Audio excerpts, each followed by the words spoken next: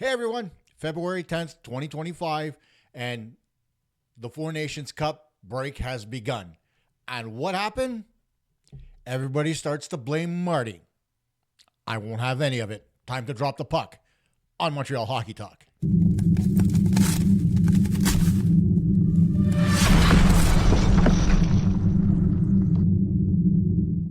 Good evening, gents, and welcome to another edition of Montreal Hockey Talk. I am Kosta, affectionately known around the internet as Coach K. And let's dive right into it. I mean, I can't begin to understand why, but the team falters, and all of a sudden, let's blame Marty. The game begins, and right away it's the coach.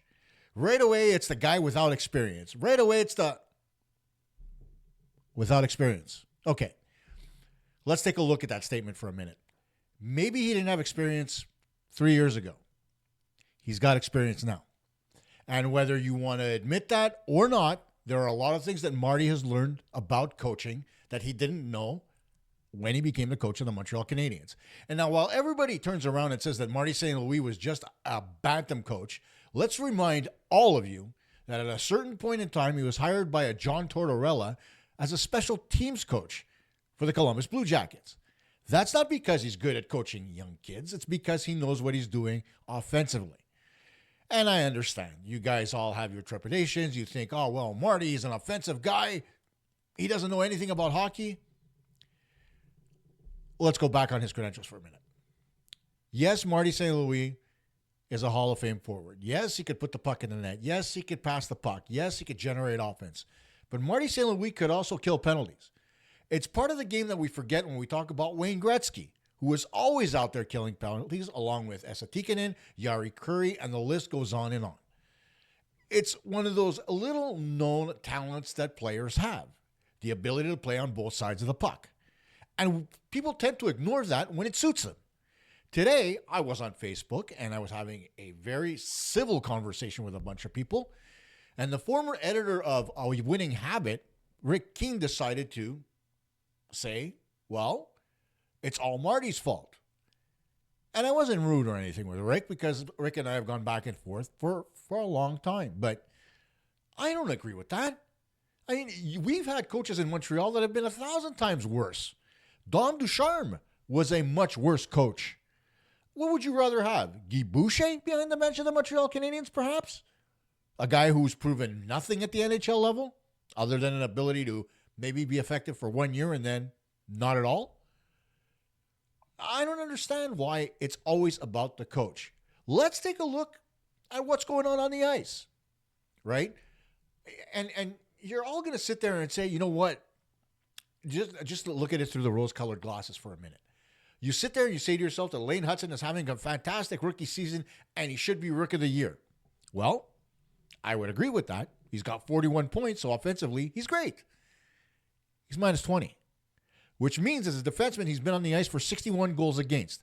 The Canadiens have allowed 192 on the season, which means he's been on the ice for 31.7% of the Canadiens' goals against. Is that something you write home about every day in the newspaper? No. We talk about the highlight reel shimmy that he does. We talk about the pass that he makes that never gets into the net because the guys aren't finishing. We're talking about all those things, but we're not talking about the lack of defensive awareness. And I've been talking about that all season long, that he's making mistakes on the defensive side. But he's a rookie. We know that in him learning with the big club, there are going to be mistakes made. So I don't have a problem with the minus 20, but it's part of the reason why the Canadiens don't have success. Right? And when you look at it overall, Mike Matheson is a minus 8. They spend the most time on the ice among all defensemen on the Canadiens. So you expect them to have a little bit higher plus minus. Correct? But it happens, right? It is what it is. You talk about what's going on. Last game, after the first 5 minutes, Marty started to shake up the lines. That, in and of itself, I didn't like. That's a little bit of a sign of desperation. But it's also a little bit of a sign of a coach that's sitting there saying to himself, these guys work together, and now there's no chemistry. I got to change it. He took one player, Josh Anderson, and put him on the second line, taking away Laine, and it changed the second line completely. Much more dynamic, much more energetic, creating more offense. But by the same token, you take a look at the first line, and they're struggling. Why? Maybe it's because Juraj Slafkovsky has been giving the puck away like candy on Halloween. Maybe it's because the passing hasn't been good. Maybe it's because the puck's always on the perimeter. The list goes on and on. Those aren't coaching issues, because I can tell you from experience that there's no coach anywhere at any level that's going to turn around and tell his players, stay away from the middle of the ice. I will unequivocally say that without a doubt. So for people to turn around and say this is a coaching issue, it's a little bit of a joke. I mean, the team played absolutely fantastic hockey over the holidays, and everybody was happy. Why? Because it was clicking. Everybody was contributing. There was something going on every night, and there was a different guy playing the hero, for lack of a better term, every night. Sometimes it was the goaltenders, sometimes it was the defensemen, and sometimes it was the forwards. You know, that well's gone dry. This team has tanked since Ken Gooley got injured. Granted, the loss of Emil Heineman did hurt the team a little bit from the power play perspective, but lo and behold, the power play, oh my God, is better now than it's been over the last decade. Last time I looked, Marty St. Louis was the one coaching the power play now, as opposed to Alex Burrows, who was there for the last 3 seasons, whatever the case was. So let's put a hold on blaming somebody. Let's also take a look at the fact that the Canadiens have, I believe, the 8th-ranked penalty kill in the National Hockey League. Last time I looked, Marty St. Louis was still the coach this season. So he's got to get credit for that as well, does he not?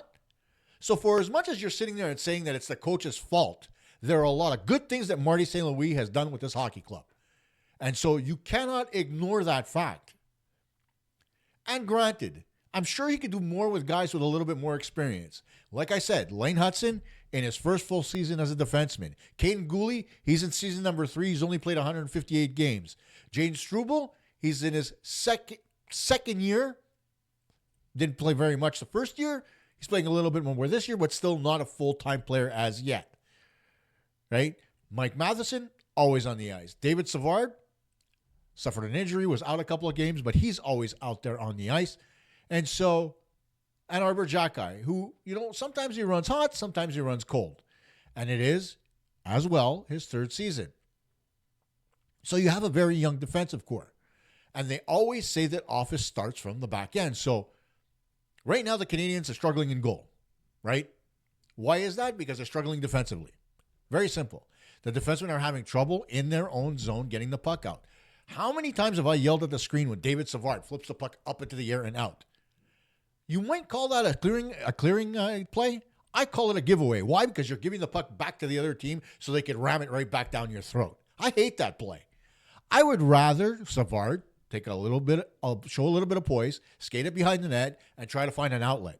Maybe have a forward come back and try to help him out and support. Maybe have his partner be there so he's available for a pass. One of those things. Instead of that stupid flip. It drives me nuts. And that's part and parcel the problems with the Montreal Canadiens right now. Until such time as you get a little bit more poise on the defensive side, a little bit more control of the puck coming out of your own end, only then will you see the offense start to flourish a little bit, because after all, the Canadiens are an attack-based team. They attack best off the rush. They're not great at having possession in the offensive zone. When they do, they move it around the perimeter, but you rarely see it get into the slot. And that's the biggest problem up front. And that, again, is no fault of Marty St. Louis, because there are players that go into the slot, into the high slot, at the top of the point, that make themselves available as shooting options. The puck never gets there. Whether it's because the players don't see him, or whether they don't want to try to make that pass for fear of a giveaway, I don't know what it is. But if the team's going to play fearful of making mistakes, they're never going to get ahead. So as young as they are, as inexperienced as they are, they're going to have that fear. Why? Because the minute they make a mistake, everybody's on their back. Just like you are with Marty St. Louis, just like you are with Juraj Slafkovsky right now, who's not playing well, just like you are with Patrick Laine. who maybe scored 18 points thus far in 28 games, but he's gone drier than a well in the middle of the desert. At 5-on-5, Patrick Laine doesn't produce. Whether it's because he never has, I don't believe that's the case, or whether it's because he's just not in game shape because he missed most of the preseason and the beginning of the year, and that's a viable reason, but you also have to temper your expectations at that point. Like they did, they put him on the third line. You're tempering your expectations the same way they did by putting Josh Anderson there this year. You change up what you're expecting from the player. You can turn around and tell Patrick, you know what? Let's focus on your defensive game and the offense will come. And that's what he's doing right now, playing on the third line. So let's see how that works out. Keep Josh Anderson up front. There are things that Marty is trying. If he wasn't trying, then you could blame the coach. But he's making an effort. He's trying to make changes to see if he could generate some chemistry because there's a complete lack of it right now. So stop blaming him, man. Now, if you want to turn around and say that maybe he needs a little bit of help behind the bench, I don't think he does because there's already 3 coaches there. And I don't think there's a lot of space there. But one of the things that I think you can have is professional scouts. And in saying that, most of the time professional scouts are coaches like Andy Murray was back in the Carbo days. And that's another thing that came up today on Facebook. Everybody was saying how, great Gainey was as a coach. Bob Gainey was not a great coach. How good Carbo was as a coach. Carbo was only a good coach because he had Andy Murray up in the crowd giving him 50-page reports, scouting reports, on every team they were about to face. So he was well prepared. Are they giving that to Marty? Are they worried? Are they focusing on analytics only? Those are the questions we don't really know. Now, in knowing Marty St. Louis a little bit, I don't think he's an analytics only type of guy or type of coach. But, if you're leaning on analytics a little bit too hard, the numbers lie. So you've got to see those other teams play. You've got to see which player is generating offense. You could have a player that generates offense and yet doesn't finish, and his line mates finish. So you're going to think, okay, I'm going to focus on that guy, but wait a minute, the other guy is the catalyst. Those are the mistakes that are made in professional scouting. Those are the things that we have to wonder, are the Canadiens actually doing them? We don't know. We'll never know, not unless somebody asks the question. Nobody ever does. Somebody has to sit down and say to yourself, Marty, when you're preparing for the next game, how do you pre-scout the other team? See his response. Does he say our scouting staff gives me a report that I go over and I pair that with video and I show it to the players? Maybe. Maybe that's the case. Maybe it's not. We don't know. But I know one thing. The teams that actually in the National Hockey League have professional scouts in place that do the job and focus on having their reports ready to prepare other teams, they're the ones that have the most success. It's not all about the coaching. But if your players know what to expect and what other players are going to do on the ice, then you're a little bit better prepared and the guys can respond accordingly. If you know that, Connor McDavid is going to get the puck and he's going to skate it end to end, and then once he gets inside the blue line, if he's got nowhere to go, he's going to post up at the hash mark, wait for his teammates to catch up, which he does every game, then you know what to prepare for. Right? If you're going to say to yourself, okay, you know what? Connor McDavid's going to carry the puck in. He's going to post it up at the hash marks. And on the opposite side of the ice, Leon Draisaitl is going to come down towards the far side corner near the goal line and post up there and slowly make his way towards the face-off dot on the weak side, which he does all the time. Then you know what to expect. And the teams that scout the teams well, they know what to do. You take a look at a player like Nathan MacKinnon as an example. If you're going to scout Nathan MacKinnon, I'm going to give you a couple seconds to think about it. What would you do? Okay, what would you do? I know what I would do. I would clog the middle.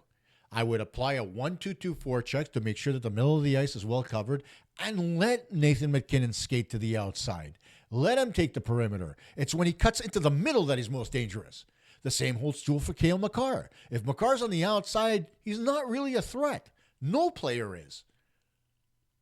But if they're standing inside the dots or inside the high slot, that's when they become dangerous. That's when you haven't done your job defending in your own zone. There's a scouting report. Very simple on 2 players that play for the Colorado Avalanche. And I don't watch the Avalanche often enough to say with 100% certainty they're going to do it every game. But they do, because that's the type of players they are. It's easy to be able to say you watch 2-3 games or maybe 15 minutes of video from one plate to the next. You'll know. Doesn't take long. If you've got enough guys there, and scouts, they can be anybody. They can be former coaches. They could be former players, whatever you want. Guys that can recognize what's going on the ice. So long as they can translate that for information that the coach can use, then your scouting is great. Do the Canadiens have that? Probably not as much as they should. Because oftentimes they're not prepared. And it shows in their response. So what do? You extend the coaching staff, the scouting staff. It doesn't cost you anything on the salary cap. You can hire as many as you want. Hire them, have them there, send a team out per game. Have one guy scout the defensive zone coverage for the opposing team. Have another guy there to scout the offensive play. Have another guy possibly there to scout the goaltending. Have another guy there to scout play in the neutral zone. You can have 3 or 4 scouts at a hockey game. How many times have we seen lists on the internet where teams had 2-3 guys up in the stands watching a team? It's not always because they're looking to trade for somebody. Rarely is it if they're looking to trade for somebody. If somebody's interested in a player like a Jake Evans, for example, nobody's going to come to the game and advertise to the rest of the league because the list is available that they're watching Jake Evans closely. Because if you see a scout, say from, I don't know, name a team. Let's say the Buffalo Sabres. And you see them at one game and then another game and another game in sequence on that scouting list, you're going to say to yourself, okay, if we're not playing them, why are they there? The answer is they're scouting a player. And then you know what to expect, right? But if you're playing a team a couple of games down the road, they come to one of your games and they scout you, whether it's in Montreal or another city, and then they don't show up for the next game, they're not scouting players. They pre-scouted you to prepare their team to play against you. That's what happens in the National Hockey League on a daily basis. And whether it's 1, 2, or 5 scouts, nobody knows. But at the end of the day, that's how teams prepare. That's what Marty needs. He needs that support staff on that end. Let him continue making the decisions. Because as it stands, whenever he makes decisions out there, they seem to work. Players are developing. The power play is getting better. The penalty kill is among the best in the league, inside the top 10. So he's doing fine. But he needs a little bit more help from a scouting perspective. If he can give his players a little bit more information to be able to perform better, to be able to get the puck out more fluidly, to know which areas of the ice are available, then the team will perform better. That's the way I look at that. And finally, one of the things that's hurting this team more than anything else is just a complete lack of execution. It's not effort. The guys are trying. I'm never going to turn around and say there's no effort involved. Are there a couple of passengers? On every team, there always are. Right now, Patrick Laine, in my view, is a little bit of a passenger. You take a look around. Could I expect more effort from a guy like a Christian Dvorak? Maybe. But from everybody else, I don't know. Because right now, everybody else is working. You know, whether it's the 4th line, the 3rd line, the 2nd line, the 1st line, they're all trying. So it's not a lack of effort, but a lack of execution. How many times have you seen the Canadiens try to break the puck out lately and the puck has been behind the player instead of in front of him? And 3 weeks ago, the puck was in front of him. What's happening? Teams are adjusting. They're getting into passing lanes. They're forcing the Canadiens to put the puck where they can't. So there has to be better execution. There has to be better recognition by players that are trying to break out of the zone or jumping the zone or wherever the case is. And there has to be better execution on that end, whether it's the passer or the pass receiver. Somebody's got to take accountability for the lack of execution. You look at the goaltending. Again, I've said it time and time again. I'm not blaming the goaltenders per se. Okay? But the technique that they're being taught right now isn't working. There's no individual thought in the way our goalies are playing right now. It's all about positioning. You take a look at Jakub Dobeš. He's looking at his feet before he positions himself at the top of the slot. At top of the crease, excuse me. I've outlined that before. You take a look at Sam Montembeault, and he's rarely at the top of his crease. His feet are always at least 2 feet inside the crease. He's not coming out far enough. That's what it tells me. And the thing about Monty is that he gives up bad rebounds. Why? Because he's worrying too much about positioning and not enough about his natural ability to stop a puck. The natural ability to stop a puck is a goaltender's best weapon. Never mind whether he's a butterfly goalie or a stand-up goalie or a goalie that loves to flop or a guy like Tim Thomas who had no fucking style whatsoever and just decided to do whatever he could to stop a puck, or Dominik Hasek for that matter. But their ability to get their body in front of a puck is the most important part. It's not all about technique when it comes to goaltending. Just like it's not about all about technique when you're a goal scorer or all about technique when you're a passer. There's vision involved.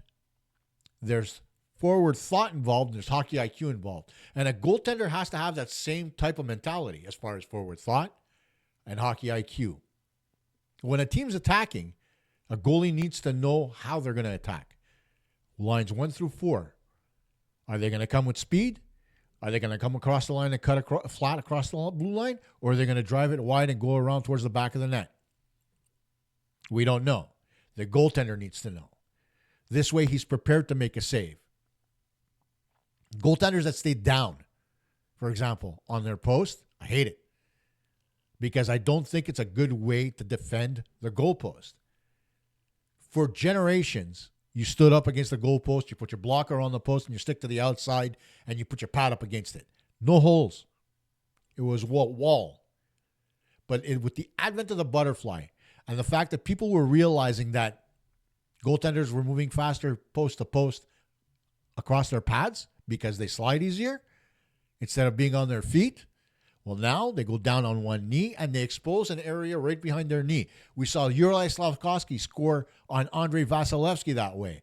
It's not because Vasilevsky's a shitty goaltender. It's because his technique was poor. And that's why the puck went in.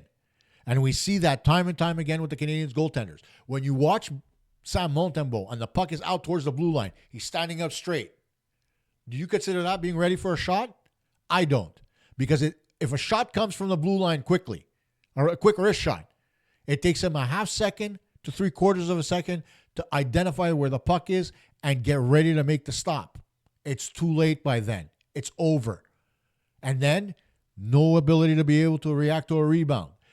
His technique is flawed. His goalie coach should be able to identify that and tell him, listen, you got to be squat down a little bit more. Stop trying to look over players because most guys are 6 foot to try to identify where the puck is. Try to look around players. Have the defenseman maybe try to move bodies in front a little bit more to open up the area in front of the net so you can see the play better. There's all kinds of things that can be done. Stop playing a fronting defense. Stop get in behind players. Push them out of the way. Don't have to take a penalty. You don't have to interfere. But you could certainly take your stick, lift their butt cheeks up a little bit, get them off balance, and move them out of the way. That's how that's done. You can ask Hall of Famers Larry Robinson and Guy Lapointe about that. They were masters at it in front of the net. It wasn't always about cross-checking a guy. Stick down, guy backs into you, you slightly lift your stick, get it under his ass, and push him out of the way because he's on his tiptoes. It's an easy job. You just got to learn the technique right.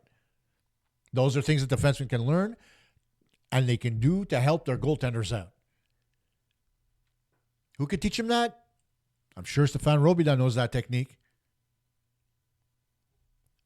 There's no shortage of reasons why the Canadiens are playing the way they are right now. All right? But it's not all about Marty St. Louis. There's multiple reasons why this team is playing bad. So everybody out there, you got to stop blaming Marty and start looking at what's going on. This team is young. They're in the third year of a rebuild after the team was completely decimated after Carey Price and Shea Weber decided to go, and Philip Deneau didn't re-sign with the team, and he went to Los Angeles. Those are 3 major losses. Philip Deneau was our best face-off guy at that point. So what did they do? They replaced him with Christian Dvorak. We lost the offensive side of the game that Deneau used to bring when we signed Dvorak, when we brought Dvorak over. But it is what it is, right? Deneau's in Los Angeles. Weber and Carey Price have retired. Price maybe not officially yet, but we know they're retired. So at the end of the day, the Canadiens are just a completely different team and a franchise that's trying to turn things around. They're young. They're going to make mistakes. They're going to be bad for stretches. But it's not on the coach. The whole organization is in flux. Let it grow, guys. Because I'm telling you, in 3 years' time, after Jacob Fowler has a full season under his belt, Jakub Dobiš has taken over as the backup. Okay? And there may be more coming. I haven't seen Hughes and Gordon actually go out there and draft another goalie other than Fowler, right? So take a look. Let's see what happens. Something's got to come up the pipe. This team is going to be good for years to come. You've waited this long. Another few years of patience is fine. They weren't going to make the playoffs. The idea was for them to be in the mix this year. And they were in the mix for a while. Can they get back there? Sure, because other teams may falter as well. It's extremely tight in the East. Sure, they're maybe 5 or 6 points back right now. They've caught up by that before. They can do it again. But there's no guarantee they're going to make the playoffs. There never was. But we want them to play meaningful hockey so that they get that experience. And so far, we haven't been disappointed other than, the last, 10 games? 12 maybe? And there was a stretch where they would won 12 out of 16. It could happen again, guys. Just like that. So don't lose faith. And just go out there and cheer these guys because, after all, go Habs go.